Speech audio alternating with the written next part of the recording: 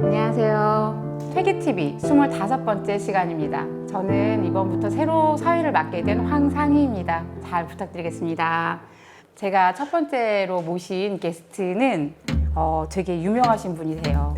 이 새로 쓰는 17세기 조선 유학사라고 하는 책을 쓰신 강지은 교수님을 모셨습니다. 와, 박수! 강지은 교수님은 대만대학교 교수님으로 계시고, 그리고 또 이 책은 되게 많은 역사성을 가지고 있어요. 그쵸, 선생님? 먼저 일본에서 이거 출간이 됐다고요, 선생님? 2017년에요. 동경대학 출판회에서 제 박사 논문을 수정 원고로서 출판이 됐습니다. 와, 동경대에서 또 출판이 되고. 네. 또? 그 다음에 2020년에 대만에서 영경 출판에서 오. 중국어로 출판이 됐고요. 연경 출판사가 엄청 좋은 출판사라고. 대만에서 예. 네. 네, 그리고 네. 또. 그 다음에 2021년에 네. 푸른 역사에서 새로 네. 쓰는 17세기 조선 유학사라는 제목으로 한국어로 출판이 됐습니다. 야, 그래서 3개국에서 지금 출판이 됐군요, 선생님. 네. 와, 네, 제가 그래서 이렇게 어마어마한 분을 첫 번째로 모시고 같이 이렇게 진행을 하게 될 수 있어서 영광입니다. 그리고 선생님이 또 대만대학교 교수가 되기까지 또 네. 학위는 또 전 대만에서 안 하시고 또 일본에서 하시고 네. 되게 막 이렇게 극적인 사건들이 되게 많으신 것 같아요. 어떠셨나요, 선생님? 네, 제가 이제 일본에서 박사학위를 하고요. 그다음에 대만에 가서 포닥을 하고 다시 대만대학의 교수가 됐으니까 마치 어떤 원대한 계획을 가지고 네. 뭔가 처음부터 맞아요. 출발을 네. 했나 보다 하는 네, 그런 착각을 할 수 있는 그런 가능성이 있지만 전혀 그렇지가 않고요. 제가 고대 한문학과에 학사 졸업을 하고요. 그다음에 이제 취직을 해서 6년 동안 일을 했습니다. 6년 일반 동안. 기업에서. 네네. 네. 그리고 나서 어느 날 매일 출퇴근을 하는 생활이 좀 싫어졌다고 할까? 그래서 이제 공부를 하게 됐죠. 근데 석사 과정 때는 정말 공부가 뭔지 모르면서 헤매다가 박사 과정에 들어가서 정말 재밌고 이런 게 공부구나라는 걸 조금 느꼈을 때 수료를 하면서 박사 논문을 써야 하는데 제 방향하고 기존의 연구 방향이 조금 달랐어요. 그래서 어떻게 할까 하다가 어느 날 아침에 교정을 걷다가 후배를 만났어요. 네. 여자 후배였는데 저한테 일본 국제교류기금이라는 곳에서 일본어 연수를 가려고 하는데 같이 안 가실래요? 그래가지고 그래 좋아. 그러고서 이제 원서를 냈죠. 근데 네. 원서 마감 기한이 3일밖에 안 남았었어요. 그래서 저는 밤새 해가지고 이제 원서를 냈는데 알고 봤더니 후배는 안 냈구나. 안 냈더라고요. 아이고, 어떻게, 네네. 그래서 저만 내서 그러고 나서 몇 개월이 지나서 일본 좀 늦잖아요. 7, 8개월이 지난 뒤에 이제 공고가 났는데 제가 이제 합격을 했더라고요. 그래서 이제 일본을 갔죠. 오사카에 있는 국제교류기금. 거기에 가서 막 이제 활동을 하다 보는데 그곳이 굉장히 좋은 곳이었어요. 일본어를 굉장히 체계적으로 가르쳐 주는 곳인데 도쿄 부립대학에 있는 일본인 선생님이 계셨어요. 그 조선 양명학 연구를 하시는 분인데 그 선생님을 이제 만나게 됐습니다. 고대 한문학과에 계신 선생님께서 이제 소개를 해주셨고 선생님하고 이제 공부 모임에도 참석을 했었어요. 그런데 이 국제교류기금이라는 곳이 굉장히 좋은 곳인데 연구 여행을 가게 해줘요. 그러면 연구 여행을 가면 모든 경비를 대주거든요.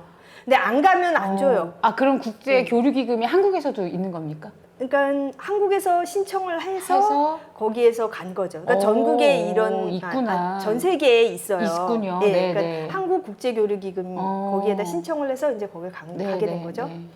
그래서 이제 저는 8개월간의 일본어 연수였는데 그 기간 동안에 일본어도 되게 잘 배우고 교토 부립대학의 선생님을 알게 됐어요. 정말 좋으신 분인데 선생님께서 그럼 제가 여행을 갈 기회가 있다. 그러니까 그러면 동경을 가서 동경대에 계신 선생님을 만나뵈라. 나의 선배님이시다. 네네. 그래서 이제 거기를 갔죠. 저는 여행을 엄청 싫어하는 편인데 그러셨구나. 거길 갔어요. 네. 그냥 안 가면은 혼자 덩그러니 남아 있어야 하니까 남들 다 가니까. 그래서 가가지고 그 동경대학에 있는 선생님을 뵀죠. 그래서 그렇게 인연이 2년이 트이고 다시 이제 연수가 끝나고 한국으로 돌아왔어요.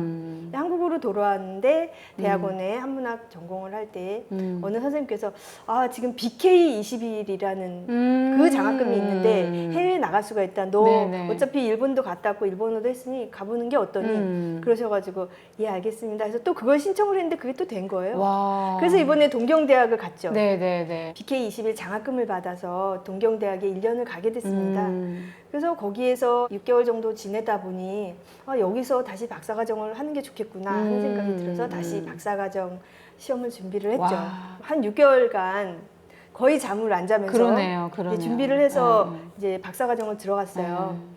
보통은 일본에 유학을 갈 때 문부성 장학금을 신청을 해서 그걸 받아서 안정된 상태에서 사람들이 보통 유학을 가곤 하는데 저는 전혀 계획이 없이 BK21을 받아서 1년 동안 갔다 와야지 하는 생각에 갔다가 거기에서 이제 동경대 장학금을 신청해 보는 게 어떠니라는 그 교무과에 계신 분이 계신데 그분이 말씀을 하셔서 그럴까요? 그래서 신청을 해봤더니 박사과정 이제 장학금 받게 된 거예요. 얼떨결에 그럼 박사과정도 그게 들어가셨네. 그렇죠. 그래서 이제 그 장학금을 받고 집에 올 때 선물도 많이 사고 친구들과 밥 먹을 때 밥도 제가 다 사면서 하다 보니 장학금을 다 쓴 거예요. 그래서 그러면 이제 박사 논문 써야 되는데 장학금이 없네. 그러고서 동경대 지도 선생님께 말씀드렸더니 그렇다면 대만을 가는 게 어떠니 그러시는 거예요. 왜냐면 그 전에 제가 박사 논문을 쓰고 나면 대만을 가겠습니다. 뭐 대만의 중앙연구원에 가서 포닥을 하겠습니다. 이랬었거든요. 그 전에 그런 얘기를 하셨구나. 네. 근데 이제 포닥 아니고 그냥 지금 가라는 거예요. 왜냐면 그런 기금이 있는데 그 기금을 동경대학에 있는 돈을 받아서 1년 동안 체제할 수 있으니 거길 가라. 그래서 그럴까요? 해가지고 신청을 했는데 그게 된 거예요. 근데 이제 제가 그것을 2011년 3월에 신청을 했거든요. 2011년에 동일본 대지진이 나는. 네네네. 근데 그 마감일이 3월 10일이었어요. 그래서 3월 10일 날 딱 냈는데 3월 11일 날 대지진이 난 거예요. 아니 체감이 되셨어요? 그 지진 날 때? 완전히 체감했죠. 집에 앉아 있는데 보통은 지진이 많이 나니까 컴퓨터로 이렇게 뭘 작업을 하다가 지진이 나네 이러고서 하는데 그날은 그치질 않는 거예요. 그래서 무서운 마음에 컴퓨터를 덮고 책상 밑으로 들어갔죠. 방석을 머리에 대고. 그래서 한 20분 정도를 기다렸는데 이제 그제서야 그치고 책도 좀 떨어지고 막 그랬었어요. 당시 제가 5층 정도에 살고 있었는데. 그러고 나서 이제 어떻게 해야 되나 이제 유학생들이 저에게 전화를 해서 누나 지금 위험하니까 일단은 교토로 갔다가 오는 게 어때요? 이랬는데 제가 말일쯤에 학회에서 발표가 있었거든요. 그래서 내가 만일 그 학회 발표날 죽어 있다면 책임이 없지만 아직 살아 있다면 나는 이 발표를 꼭 해야 된다. 너 혼자 가라. 그랬더니 후배가 그럼 저도 안 가겠습니다. 그랬어요. 그래서 이제 발표를 무사히 하고 발표하는 다음 날인가 발표가 났죠. 제가 일본에 대만에 가는 그 신청한 게 그래서 제가 5월 11일 날 대만으로 가게 됐어요. 그래서 대만에서 이제 중앙연구원에서 박사 논문을 열심히 썼죠. 박사 논문을 쓰고 나서 다시 이제 어떤 선생님께서 그러면 여기 포닥을 신청하는 게 어떻겠니? 그래서 포닥을 신청해서 포닥을 하고 끝날 때쯤에 이제 대만대학에서 여기 사람이 필요한데 혹시 신청하지 않겠니? 거의 뭐 사람들이 그래 무슨 뭐 신청하지 않겠니? 그래서 그냥 신청했더니 되고 또 이거 하겠니? 그랬더니 신청하면 되고 또 이렇게 또. 근데 마치 이런 얘기를 들으시다 보면 저 사람이 혹시 엄청 능력이 있는 사람인가? 막 실력이 대단한가? 이런 느낌이 드실 수가 있잖아요. 완전 들죠. 근데 완전히 그런 게 아니었어요. 그러니까 제가 제안을 받아서 한 일 중에 아마 실패한 일도 굉장히 많았을 거예요. 근데 이제 그건 제가 다 잊어버렸죠. 그러면은 석사 들어가고 석사 때는 또 자비를 썼겠지만 그쵸. 이제 제가 그때 이제 지도 선생님 김원정 선생님의 조교를 하면서 조교 자격도 그래도 받고. 일하시면서 조교 자격 받고 그렇죠. 그러니까 거의 돈을 안 들고 장학금과 조교 장학금 이런 걸로 박사까지 마치시고 대만대학교 또 연수까지 하시고 동경대도 그렇게 하시고 대만 중앙연구원에서 포닥을 하고 그다음에 바로 이제 대만대학으로 가게 된 거죠. 그래서 정말 운이 좋았구나. 혹시 옛날에 전생에 착하게 살았나? 그러니까 그런 느낌도 약간 있으면서. 옛날 어른들이 보이는 것보다 안 보이는 복이 있어야지 산다더니 정말 선생님 뵈니까. 그런가요? 네네네. 뭐 갖고 있는 무엇보다 안 네. 보이는 복이 있어야지 옛날 어르신들이 산다고. 그러니까 정말 너무나 감사하죠. 어떻게 음. 그냥 저에게 제안을 해주셨는데 그 길로 인해서 저에게 또 다른 길이 생겼고 하니까 저는 이 네. 책이 어떻게 네. 해서 일본, 대만, 한국 이렇게 해서 이렇게 번역이 됐나 했더니만 다 이유가 네. 있었네요. 네. 네네. 와, 이 책은 그런 어마어마한 그 학문의 여정에서 나온 얘기네요. 네.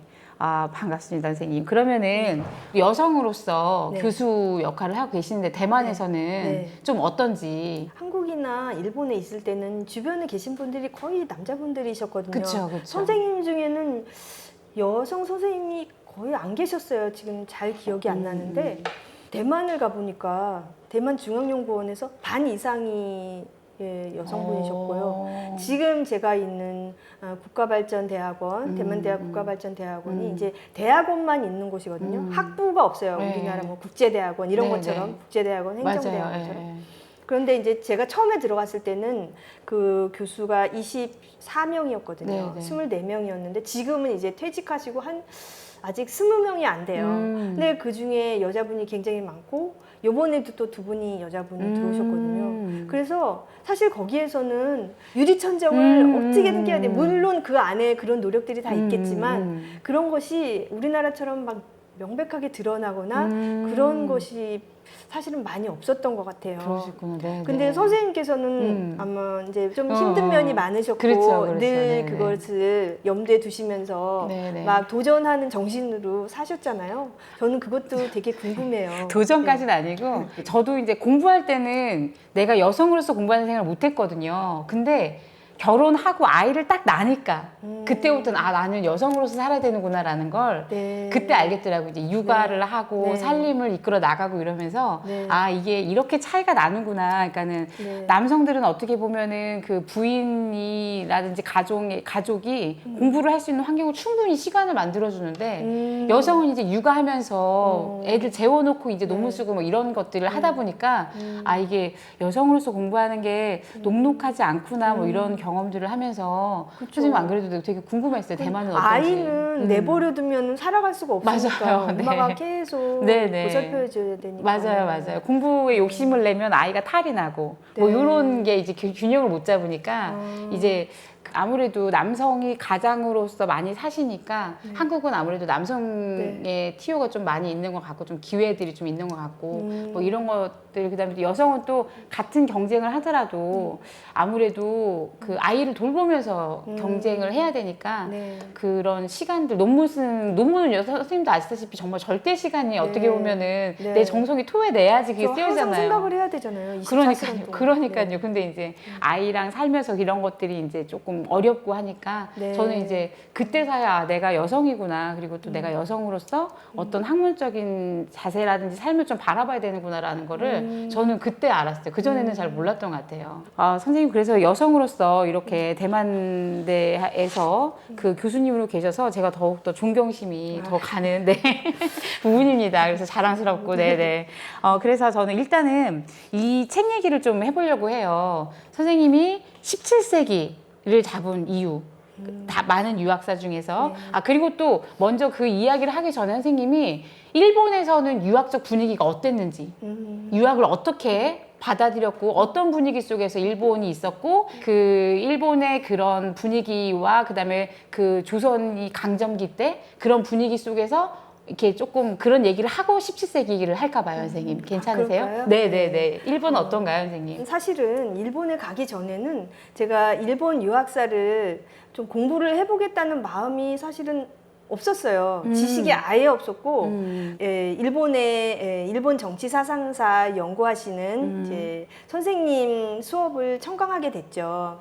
근데 저는 처음에 제 자신이 필요성을 못 느꼈기 때문에 뭐 제가 주동적으로 이렇게 선생님 찾아뵙고 간 것은 아니고 우연한 기회에 선생님 연구실을 찾아뵙게 됐고 제가 오늘 말씀드리는 선생님들이나 친구들의 실명은 제가 모두 밝히지 않겠습니다. 네네. 예.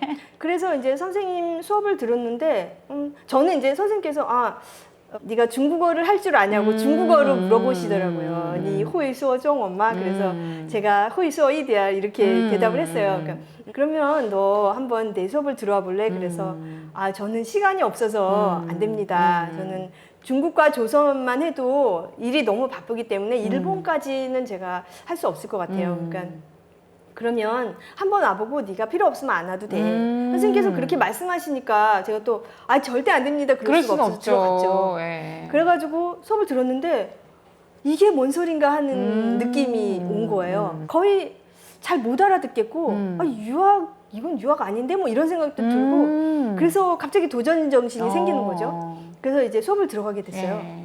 그런데 사람들이 왜 맨날 그 식민지 시대에 아, 조선 사람은 독창성도 없고 주체성도 없어 그런 말을 왜 했는지를 알겠는 거예요.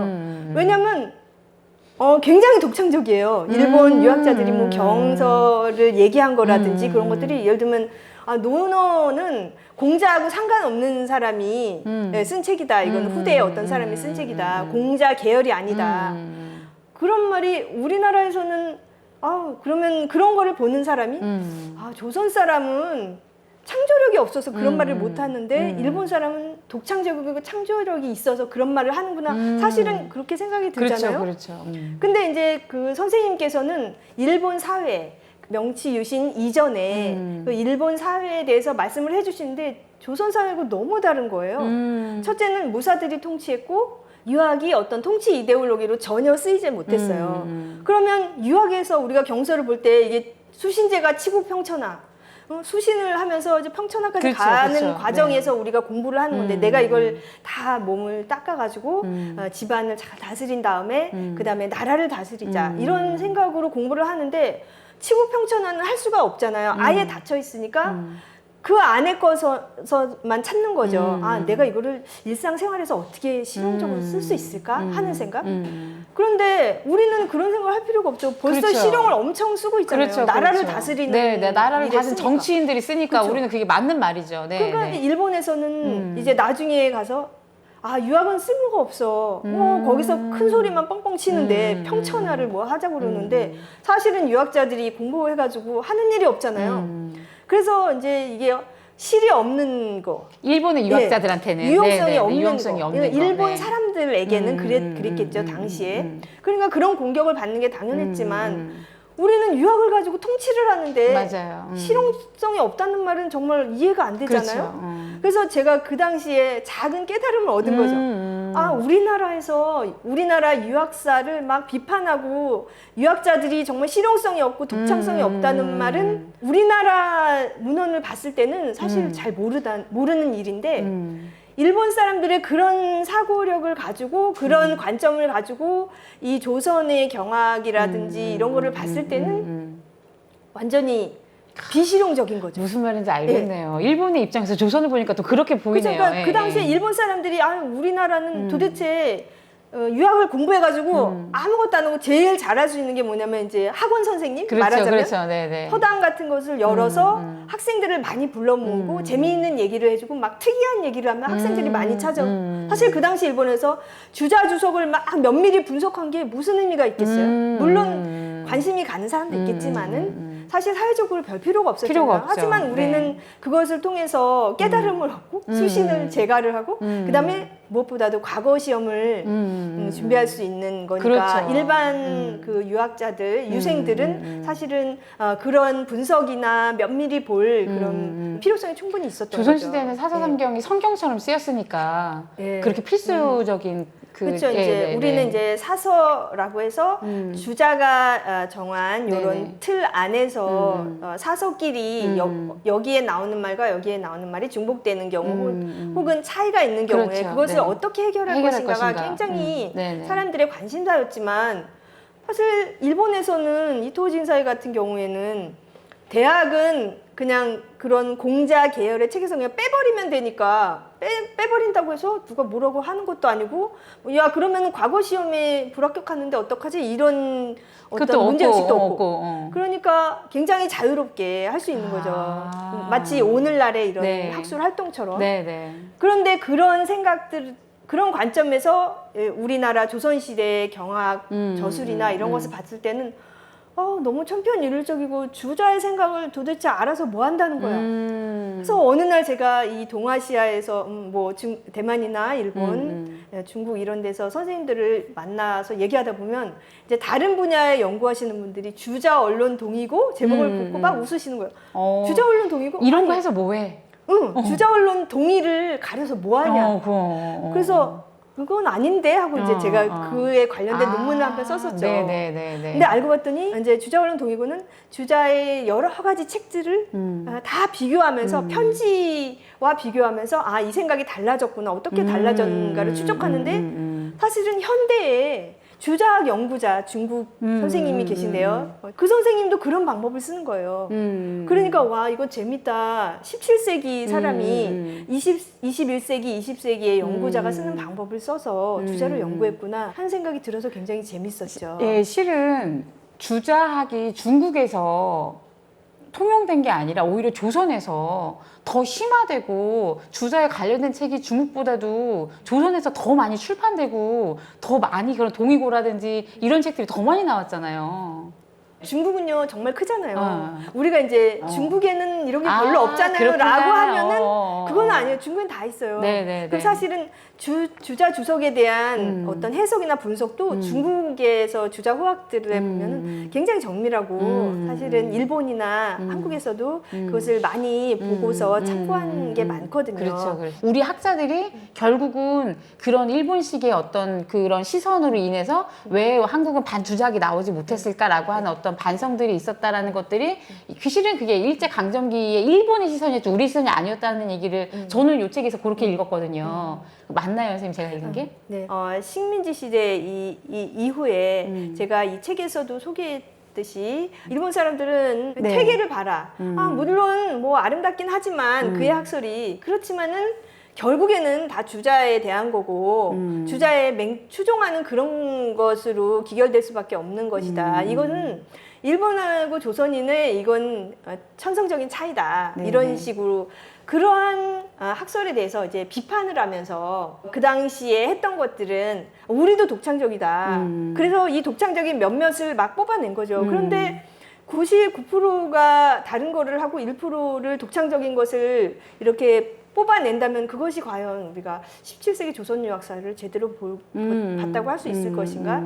그러면은 17세기 사람들이 정말 하고자 했던 것은 뭐지? 이런 데에서 이제 출발이 된 거죠. 그래서 그런 관점에서 보면은 아까 말씀드린 그런 일본에서 도쿠가와 시대, 명치유신 이전의 그 시대에 유학이 했던 역할, 정말 실이 없는 그런 역할을 가지고 유학을 봤을 때 사람들이 생각했던 유학은 정말 무익해, 무실해라는 관점을 가지고 조선 유학사를 관찰을 한 것에 대해서 반발을 하는 이것이 식민사관에 대한 반발을 하고 비판을 하면서 우리도 독창적이야. 그래서 실학이 나오게 되고 그렇게 된 건데 사실은 우리도 독창적이야가 아니라 경학이라는 것은 2000년 이상 지난 그 공자, 맹자 뭐 이런 성인들의 말을 그들이 무슨 말을 했지? 라면서 그것을 해석해내는 건데 독창이 자리 잡을 만한 비중은 많지 않거든요. 정확한 그 사람이 무슨 말을 했을까? 물론 해석에는 다 독창이 들어가죠. 왜냐면 우리가 공자랑 맹자를 만나지 않았으니까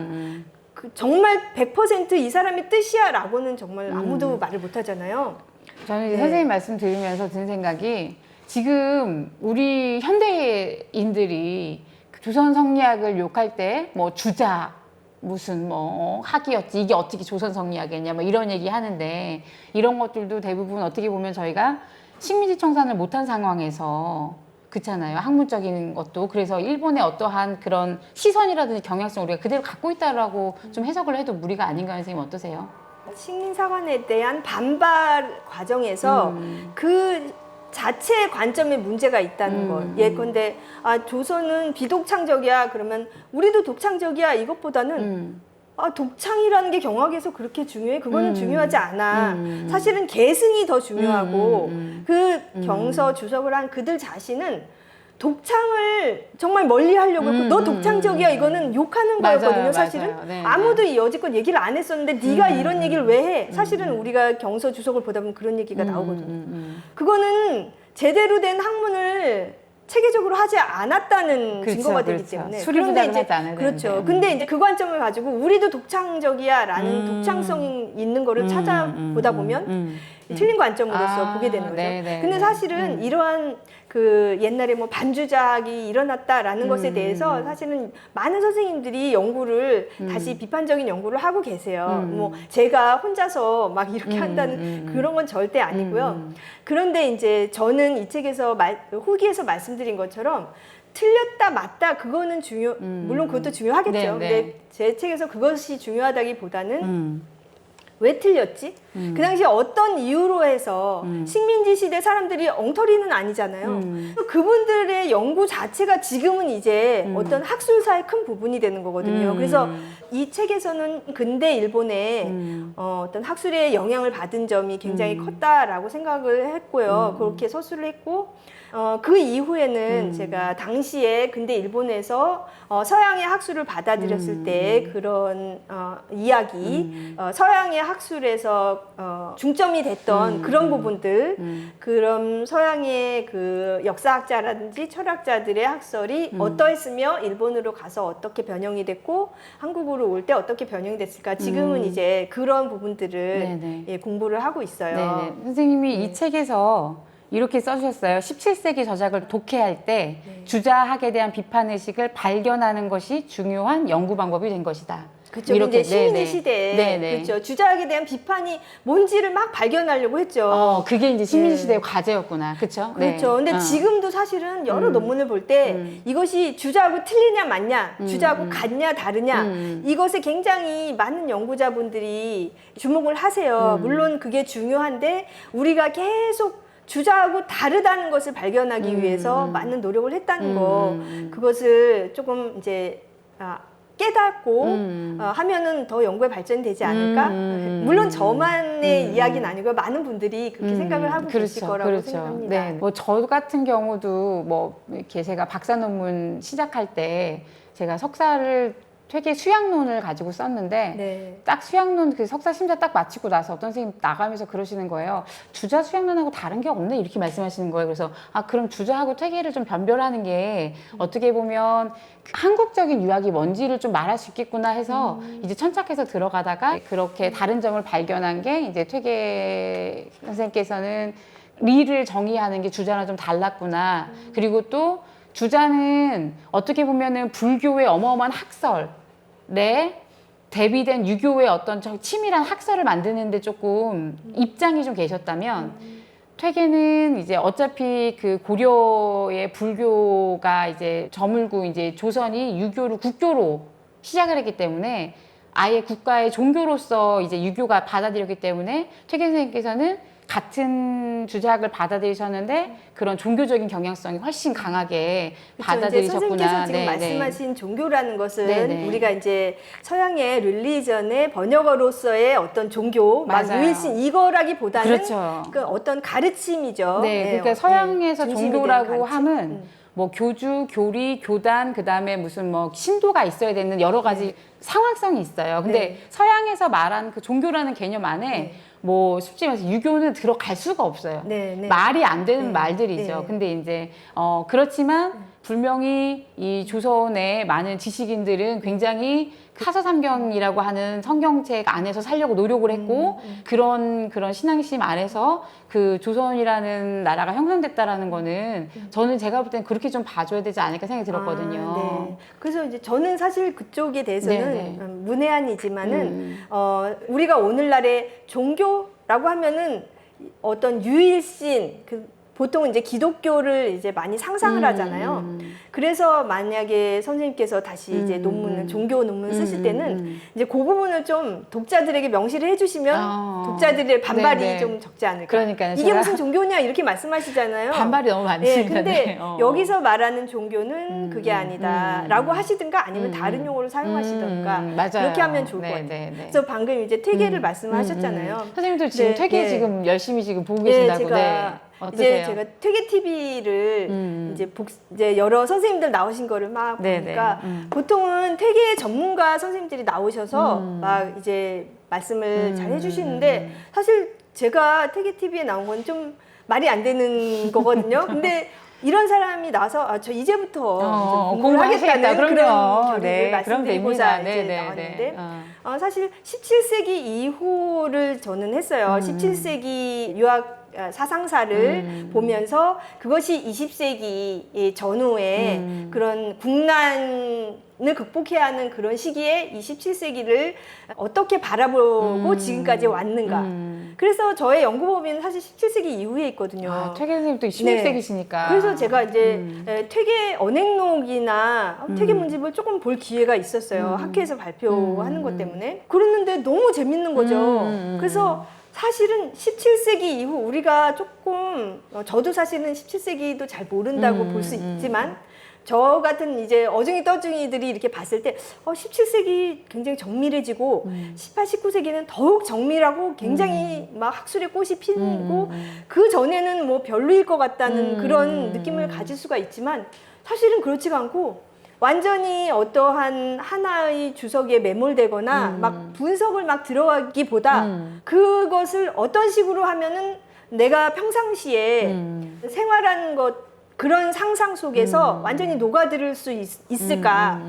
학생들이 이걸 들으면 평상시에 생활을 상상하면서 완전히 깨달을 수 있을까 하는 그런 깨달음을 주는 그런 주석이나 그런 게 되게 많더라고요. 그래서 퇴계 언행록이나 퇴계 문집을 보면서 정말 이제 16세기를 좀 봐야겠다.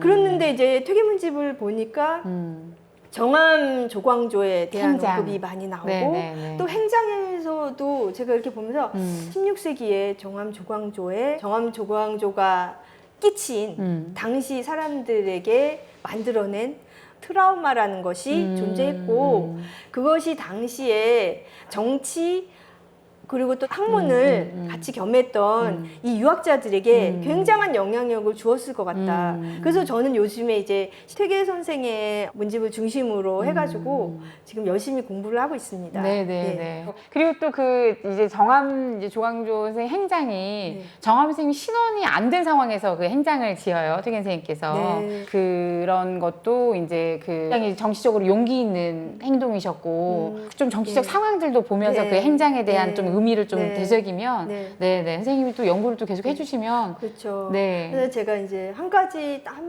굉장히 이제 기억에 남고 앞으로 논문을 쓰면서 이걸 어떻게 해석을 하고 다른 문집들이나 다른 분들하고 연관성을 찾아야 할까 막 그런 생각도 많이 했는데 퇴계 선생의 말 중에서 요즘에는 이제 사람이 그 벼슬 하다가 물러나는 그런 것들이 없어져가지고 죽음을 당하거나 아니면은 병이 나서 물러가는 방법밖에 없다. 그걸 보면서 정말 그분이 이런 말을 하기까지의 그 겪었던 그 과거 일이라든지 아니면 정암 조광조에 대한 그런 생각들 그런 것이 어떤 것이었을까 막 그 입장에서 막 생각해 보고자 하고 좀 마음이 아프면서 정말 제대로 한번 써보고 싶다 하는 생각이 많이 들었어요. 정말 그 퇴계 선생이 그 정암의 사건까지 1519년 기묘사를 겪으면서 본인의 학문의 방향성을 많이 정하셔서 이렇게 사화가 더 이상 일어나지 않는 세상, 그래서 새로운 정치 에너지를 좀 만들어 보겠다고 하는 그러한 이제 의지가 있었기 때문에 이제 서원 운동을 펼치시고 또 그런 서원 운동을 바탕이 됐기 때문에 그 17세기에 이 학자들이 그 주자학에 대한 새로운 발견을 해내고 그다음에 또 이런 그 동의고라든지 이런 것들이 가능할 수 있었던 것도 그런 어떤 퇴계 선생님이 가지고 있었던 어떤 시대의식 그래서 선생님이 17세기랑 연결지어서 해주면 너무 맛있을 것 같아요. 제가 지금 말씀하신 것 중에 시대정신이라는 단어가 약간 조금 청중이나 독자들에게 좀 혼돈을 줄 수 있는 이제 헤겔의 시대정신이라는 말이 있어서 우리가 저는 이제 그것을 시대의식이라든지 아니면 시대적인 어떤 사명감으로 바꾸는 게 나을 것 같아요. 그러니까 시대정신이라고 하면 그 당시에 어떤 있던 생각들을 다 모아서 어떤 하나의 시대정신이 관통한다라는 그런 헤겔의 말이 있거든요. 그래서 괜히 우리가 시대정신 하면 해결 연구하시는 분들이 아이 그건 잘못 쓴 거예요. 그러네. 저는 이제 시대적 사명감이나 시대적 시대의식으로. 사명감 좋네요. 저도 사실 옛날에 그렇게 썼었어요. 네. 그리고 또 하나는 이제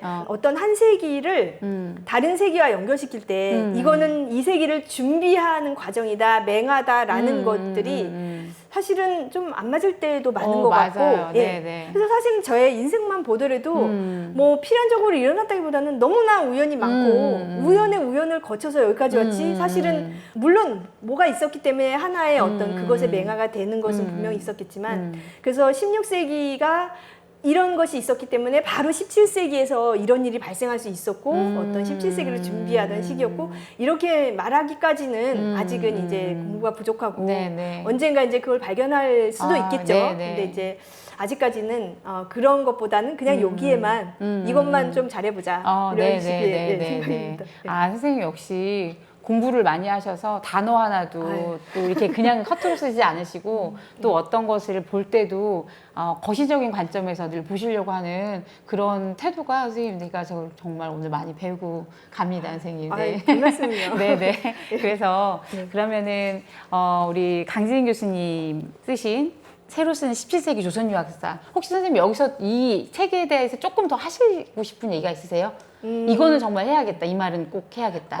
저는 이제 이 책의 어떤 학술적인 내용보다는요, 선생님께서 방금 전에 저한테 그 어떤 개념에 대해서 공부를 한 것 같다라고 이렇게 말씀해 주셨잖아요. 사실은 뭐 공부를 했다기보다는 저에게 그런 계기가 있었어요.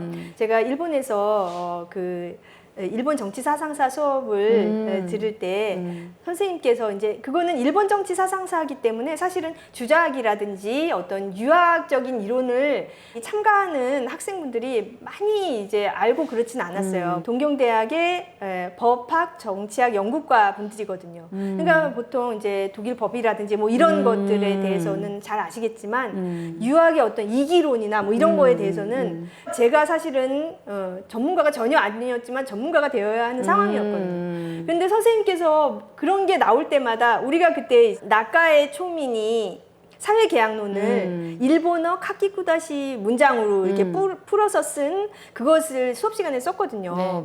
그래서 저는 그게 프랑스어이기 때문에 프랑스어로 막 밤새 연습을 하고 막 예습을 해서 가면 선생님께서 엉뚱하게 저한테 이기론에 대해서 좀 이와 기가 뭐지? 설명을 해봐 이렇게. 그러니까 선생님은 저를 공격하시려고 그러는 건 아니었고 이 학생들은 잘 모르니까 네가 전문가로서 좀 설명해 주세요 이거였는데, 저는 갑자기 프랑스어 막 하다가 그걸 물어보시니까 머리가 하얘지면서 생각이 잘 안 나는 거예요. 생각이 안 나서 집에를 갔죠. 근데 너무 창피하고 내가 박사를 한국에서 수료한 사람인데 여기 와서 그런 대답도 못하냐 하면서 너무 창피해서 막 울면서 이제 갔죠. 집에 가서 이제 막 주저어류랑 이런 걸 찾아서 해답을 좀 써서 다음 주에 선생님께 가져갔어요. 선생님 지난번에 대답을 못한 겁니다 하니까 선생님께서 그러면 학생들한테 좀 말해주면 어때? 그래서 제가 막 설명을 하다 보니 20분 30분이 막 가는 거예요. 그럼 나중에 보면 매번 그러니까 학생들한테 너무 미안해가지고 내 수업도 아닌데 그래서 안 가져갔어요 어느 날. 그때 선생님 오늘은 왜 없어? 그러시는 거예요. 그래가지고 제가 또 막 써가지고 갔죠. 그래서 제가 그런 훈련을 하다 보니 어떤 개념이 나오면 이 개념을 먼저 명확히 해야 되겠구나 하는 버릇이 생겼나 봐요. 그래서 어떤 개념이 나오면은 그것을 그냥 말하지 않고 막 찾아보거나 하는 경우가 많아요. 근데 그럼에도 불구하고 많이 놓칠 때가 많지만 그게 어떤 그럼 훈련이 선생님, 된 것 같아요. 이 책의 강점은 그럼 이 조선 유학의 개념들을 쉽게 좀 접근할 수 있게 해주는 그런 강점도 있다는 거네요, 선생님. 근데 그렇지는 않은 것 같고요. 하여튼 17세기에 대한 어떤 저의 어떤 생각입니다. 그런데 이제 동의하실 분도 있고 동의하지 않으실 분도 있고 그리고 또 이게 또 저만의 독창적인 뭐 그런 건 아니에요. 근데 한번 읽어보시면 좀 재미있으시지 않을까? 지금 제가 선생님을 만나 뵈면서 정말 느끼는 게 단어 하나, 개념 하나도 그냥 허투루 쓰시지 않는구나라는 거를 그리고 또 이렇게 저희가 이렇게 흔히들 말 속에서 나라의 균형 감각을 잃고 그냥 말할 때가 있어요. 그렇잖아요. 근데 그런 것들도 전혀 허투루 보지 않고 여기다 담으셨구나라는 걸 제가 오늘 또 느꼈기 때문에 이 책이 조금 그렇게 너무 편향되지 않고 되게 개념 정리가 잘 된 그런 책으로 제가 이해가 됩니다, 선생님. 방송이라서 좋은 말씀을 많이 해주시네요. 아닙니다. 또 나중에 또 퇴계 연구 많이 해주셔서 그렇죠. 많이 해야죠. 네네네 해주셔서 또 다음에 나올 때는 네. 더 재밌는 소식 더 이렇게 네. 그러니까 퇴계적인 개념을 네. 또 네. 다시 한 번 더 설명해 주시고 이랬으면 좋겠어요. 네. 그러면 이상으로 저희가 25번째 시간이었습니다. 네, 강지은 교수님 감사합니다. 네, 감사합니다. 네, 감사합니다.